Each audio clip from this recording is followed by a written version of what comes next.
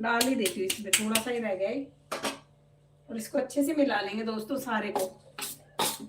तो देखिए दोस्तों, हमारे थोड़ी सी में ही कितना सारा ही हमारा मसाला चाय के बनके तैयार हो गया। ये तो मार्केट में तो बहुत ही महंगा मिलता है पैकेटों में, जरा जरा से इतने इतने से पैकेट आता है दोस्तों, 100 रुपए के कम नहीं आते। भी हमारे को 100 रुपए में कितना सारा पड़ गया घर में।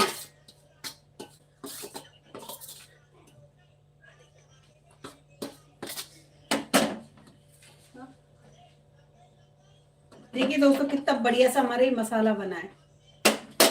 देखिए